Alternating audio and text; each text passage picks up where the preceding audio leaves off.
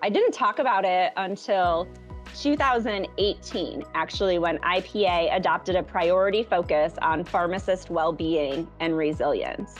And that year, we traveled across the state in partnership with the Iowa Medical Society, presenting on the burnout continuum. And interestingly, before one of those sessions, actually in a small town in northeastern Iowa, I remember one of our members, a pharmacist, saying to me, "Kate, I'm surprised you haven't experienced burnout. You have 4 kids, you have to travel a lot. Your husband has a serious career, big job as well. Aren't you burned out?" And it was like in that moment that I actually said it out loud. And I said, "Stephen, today I'm not, but I experienced this. Like, I deeply experienced the 5 stages of burnout when I was just 2 years into this role."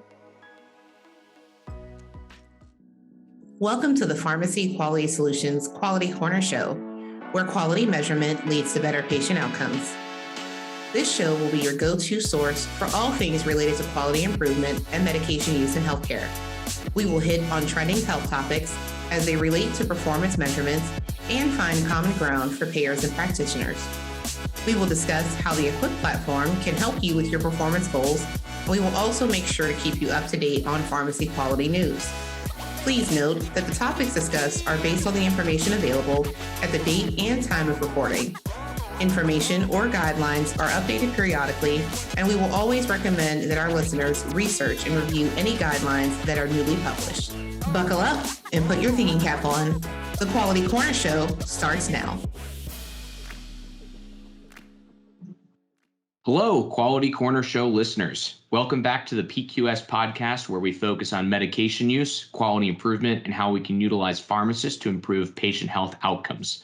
I'm your host, Nick Dorich, and on today's show, we are starting a new series. This episode is set to be released on Tuesday, October 5th, making it the first episode to be released during the month of October, which is American Pharmacists Month. October is American Pharmacists Month, and it is a dedicated time to recognize pharmacists' contributions to healthcare and share the positive impact of pharmacists in local communities. Therefore, each episode this month will be focusing on a different aspect of the pharmacy profession, but the focus will really be on the pharmacist as the healthcare provider. I can assure you there are a number of wonderful guests that you'll be hearing from on the show.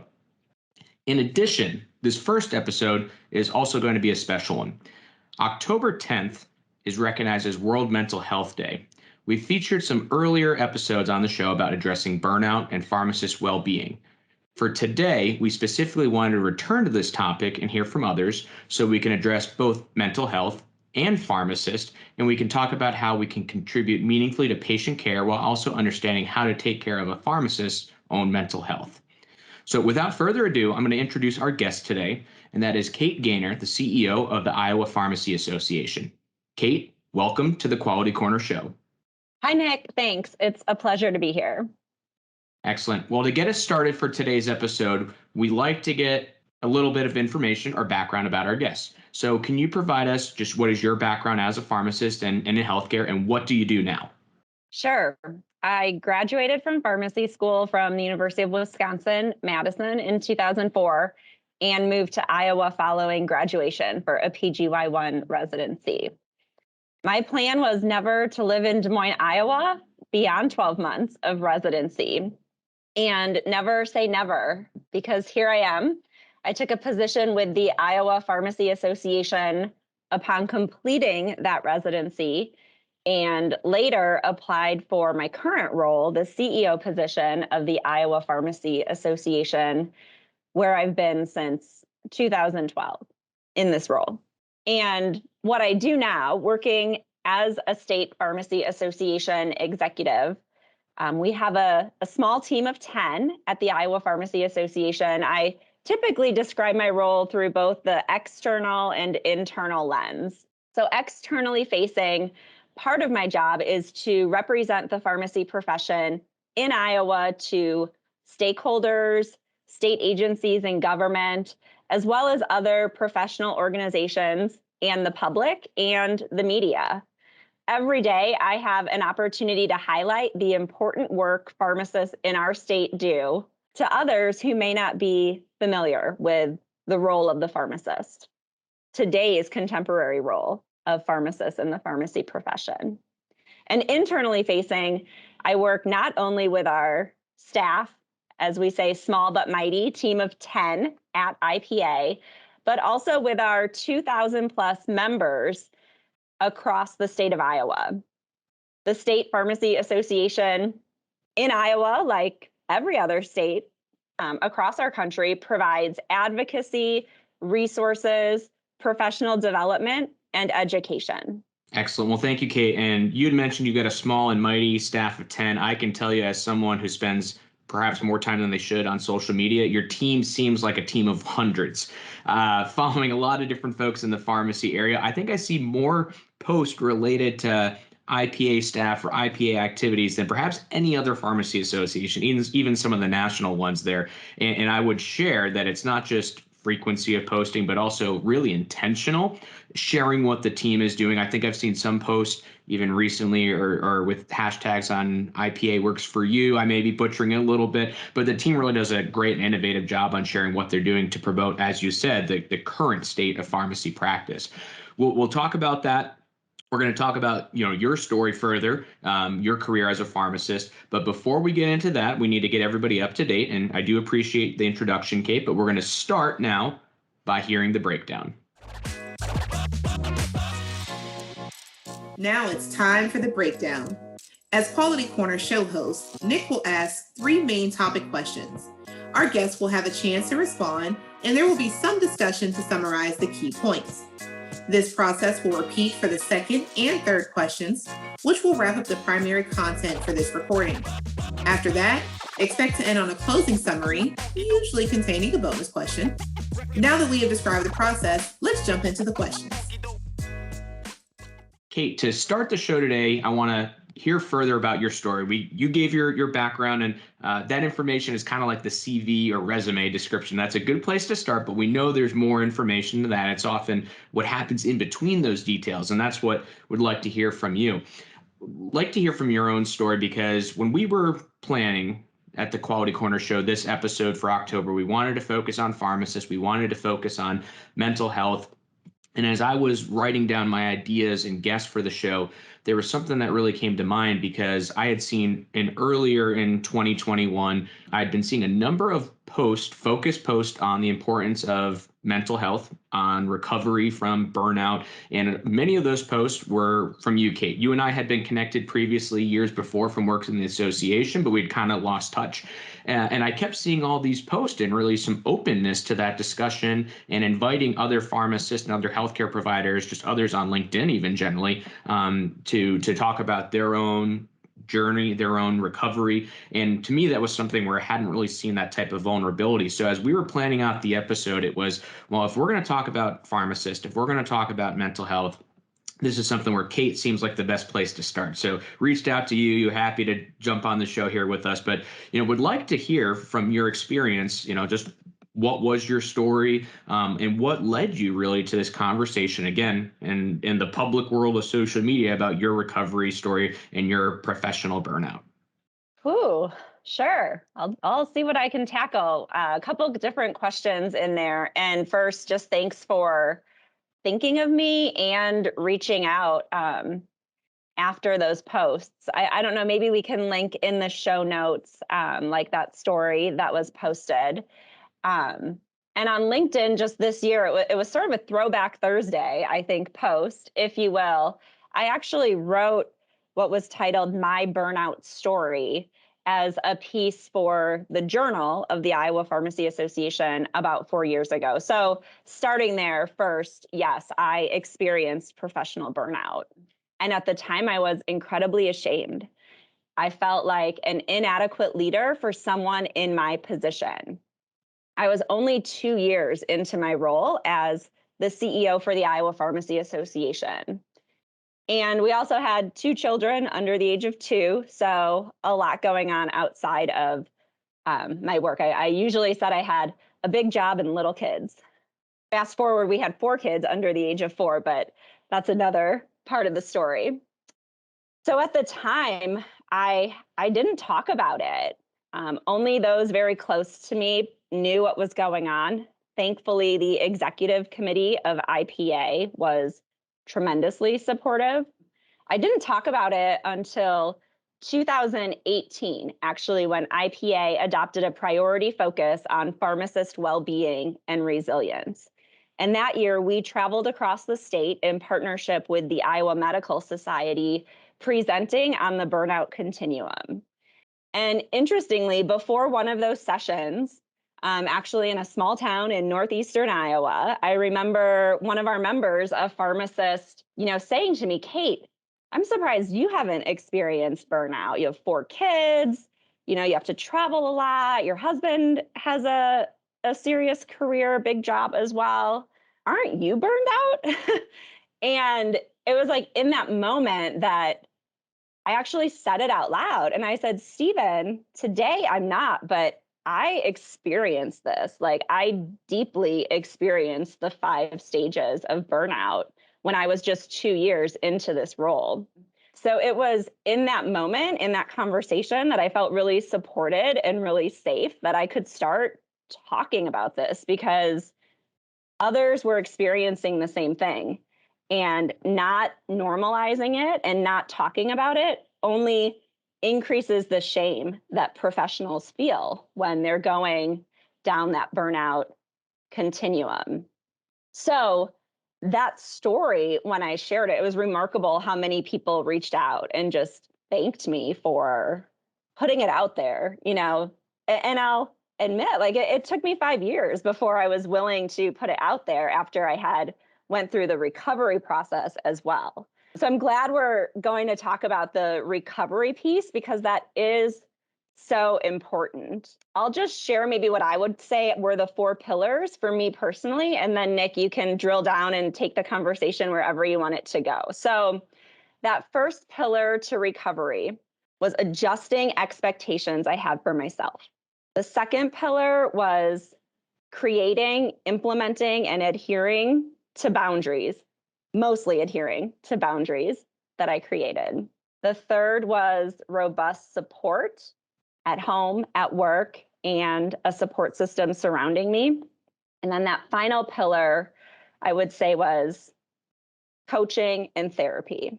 So, Kate, as I hear the recovery items, I think there's a couple clear distinctions, because especially when we look at different forms of burnout recovery items that are there, there's multiple aspects. There are some that are self. There's some where it's maybe that intimate, close circle around you. And then there's some that are going to be, for lack of a better term, managerial, right? It's going to be the system, the company that you're working for, being a part of. And really, if all 3 of those aren't being addressed, it's going to be difficult to really fix the underlying causes of the burnout. So, yeah, I mean, just from your perspective, were there any parts there? What did you feel like you really could control on that recovery? Maybe what were some of those items that were a little bit more difficult? Yeah, absolutely. I think the burnout continuum, both as people are experiencing those stages and going down that path, and then also the reversal or recovery coming out of those stages, really does involve 3 elements. It's you as the individual, it's your manager or your boss, if you have one that's directly above you and supports you, and then it's the company culture or the organization where you work. So you're right, it is all 3 of those pieces. The one for me that I had the most control over were the ones that were about myself. Really, those first 2, the expectations that I had for myself and boundaries that I needed to create. Related to those other 2, I was very fortunate to have, in my case, my boss, technically, who hires me or who hires a state association executive, is the board or a smaller executive committee of the board. So it was during my annual review with the IPA executive committee when it was really called to my attention that my executive committee could tell I was not in a good place. And I mean, I was like on the brink of tears. I don't know how I didn't start crying, because I oftentimes do cry during those kind of like the end of the year, just like put it all out there. But I was just so emotionally detached at that time that I actually was not as emotional as I typically am, that I didn't cry. I was just sort of detached from it. And thankfully, my executive committee said, Kate, we need to help you come out of this place that we think you're burned out. And we're going to support you in doing that. So I was very fortunate to have, sort of a boss, if you will, in my case, the IPA executive committee, that didn't want to see me burn out, didn't want to see me leave my position because of burnout, wanted to support me for the long run and support my recovery from that stage of burnout that I was in. That's really a key aspect, because when you have good people that are qualified, experienced, have an emotional intelligence for the job as well, those are all things you want to keep and that you want to nurture. Don't want to have those people going away, because then, coming in, the new person that's part of the team, there's a lot of training, there's a lot of lost history that can be had there. So it's an important aspect for managers, for any company, to really manage those people. And I think when you give a good balance as well, it does help to create that environment that is nurturing. It helps to increase the creativity and the focus. So those really become key items. And Kate, I want to focus now, or shift our focus to kind of our second question in here. And you already spoke extensively about the IPA Executive Committee. And we've spoken on this show quite a bit with a number of our guests about the importance of professional involvement, continuing development. And you had shared the wellness and resiliency group that IPA started. I'd like to hear, because I think that's an important aspect that many pharmacists may not know or understand, or maybe to some extent it's associations not talking about this enough. But pharmacy associations are increasingly putting more of a focus on the importance of pharmacist well-being, resiliency, burnout. And some of that is, yes, we need to coach the individual. Part of that is the system around the pharmacist, and that they're the company that they're working for, how those patient interactions are going. So, would like to hear, actually change our focus a little bit, but how has IPA been addressing that, head on to support pharmacists? Well, Nick, that's a very thoughtful question. And to me, it's really what weaves this all together: engagement in professional associations, normalizing mental health, and the importance of support networks. We know the COVID-19 pandemic has placed additional stress on an already fragile healthcare system and stressed healthcare workforce. And certainly that is very true in the pharmacy profession, from hospital pharmacists to pharmacists managing long-term care facilities to community-based pharmacies, from independent to national chain pharmacies. We see this regardless of practice setting right now with pharmacists. And also, it's true that the pharmacists and the professionals who are deeply committed to their work, those that go above and beyond, are more likely to experience professional burnout. We heard that from our members all across the state early when vaccinations came out, and they were picking up full day vaccine clinics, working to get shots in arms, 12-hour days, 7 days a week, doing what they could, because getting folks vaccinated would help us reach herd immunity, to help us reach the end of the pandemic. And then when that level of immunity was not reached and variants start to come out and the pandemic continues, and that pressure on that frontline healthcare and pharmacy workforce has only escalated, that feeling is so real. And those are the people who care so deeply and are more at risk for professional burnout. Quite honestly, people who don't care don't burn out. And I think that was a big part of my story too, was realizing that it's not a bad thing that I care.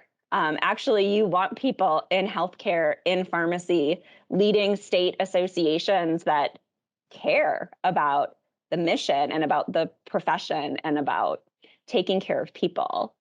So, those who care deeply and desire to make a difference, while they may be at greater risk for burnout, there are also those who are more likely to be involved in professional associations. So this is where it ties in together, if you're still with me.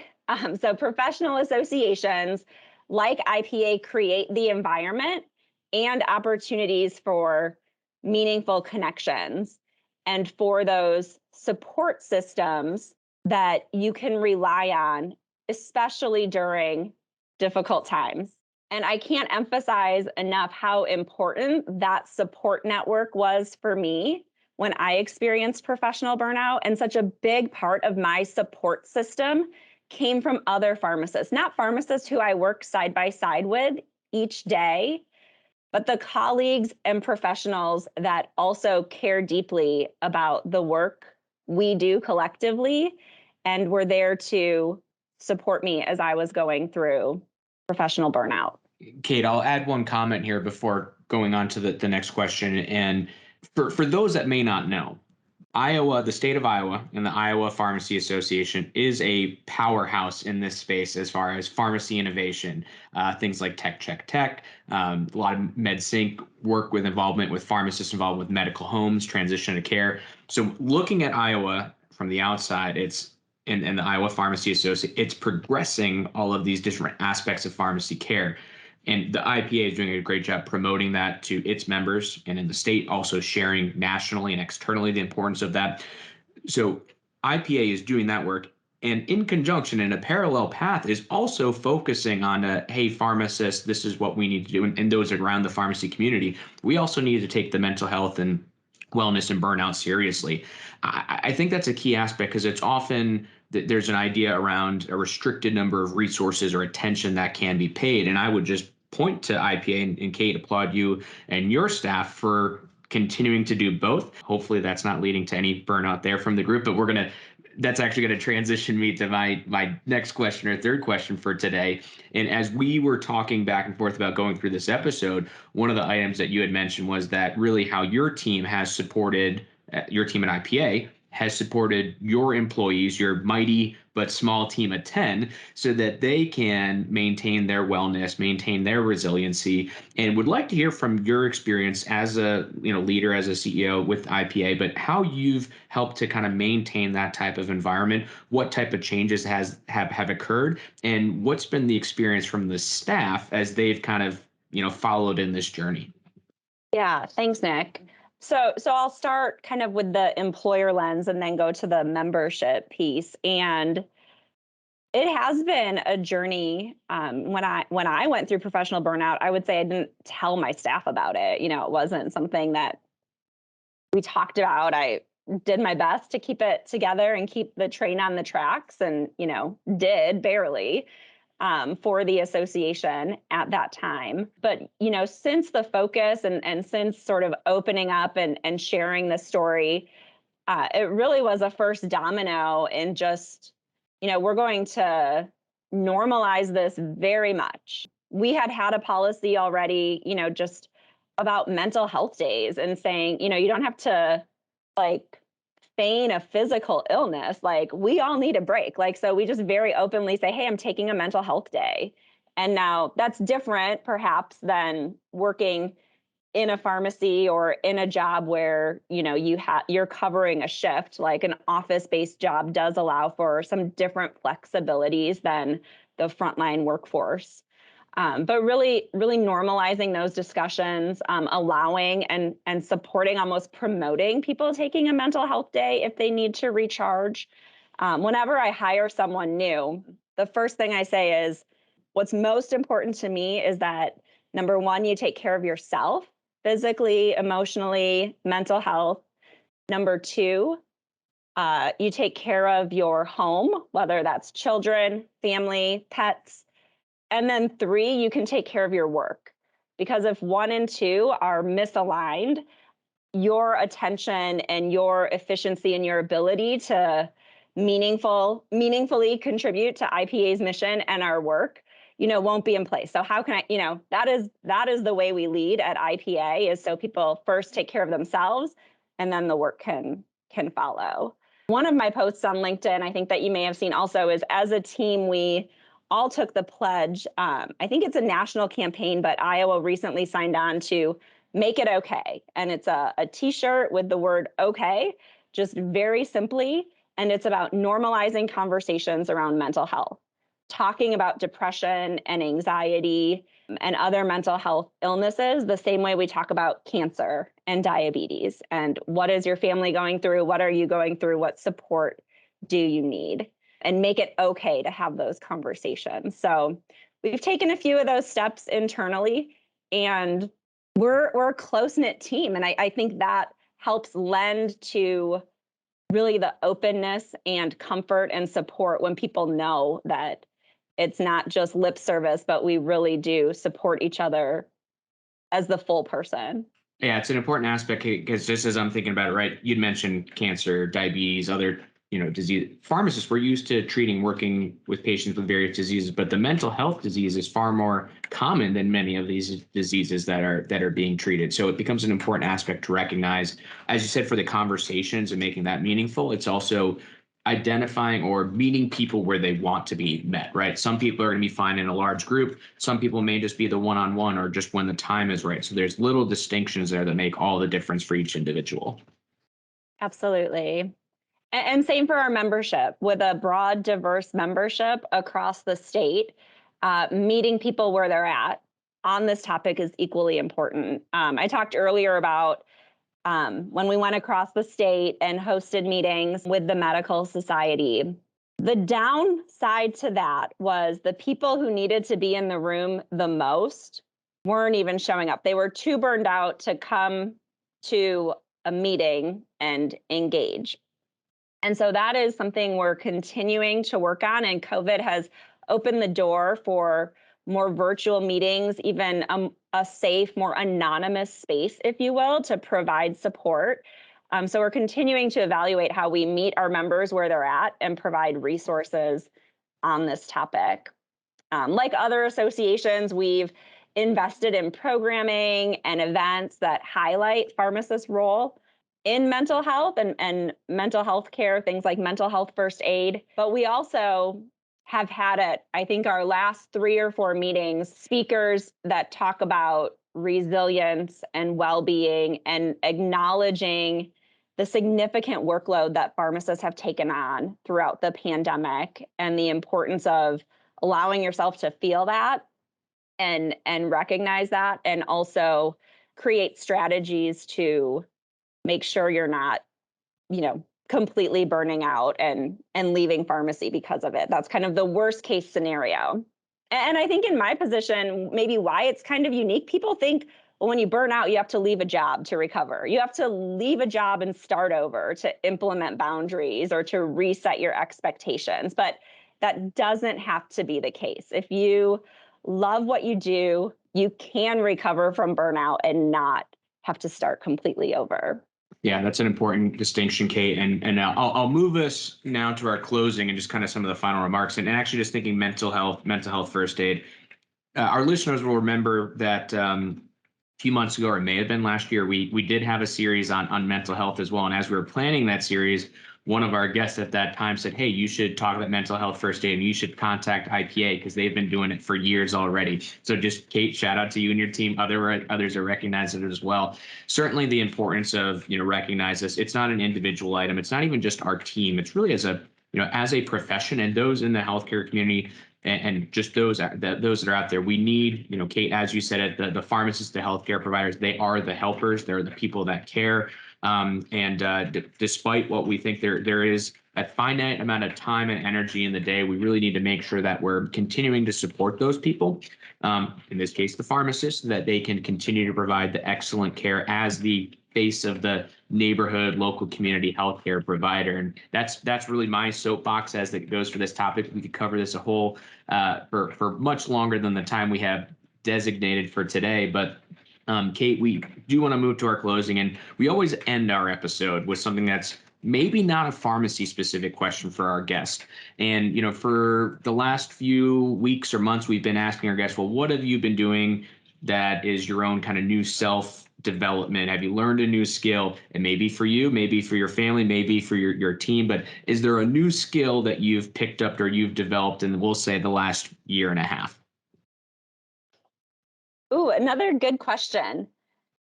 Yes, actually, one of my COVID silver linings, I guess, was that I started doing yoga. And I started doing it with my mom because my parents were living with us to manage online school times 4 kids. So I'm as beginner you can be when it comes to yoga. But for me, it really changed from thinking of yoga as an exercise to embracing yoga as a practice and mindfulness. And so actually, this question really ties into kind of well-being for me personally, because it has been a really good tool, and I'm not great at it. Like, it's actually really hard for me to be mindful, but that's why they call yoga a practice.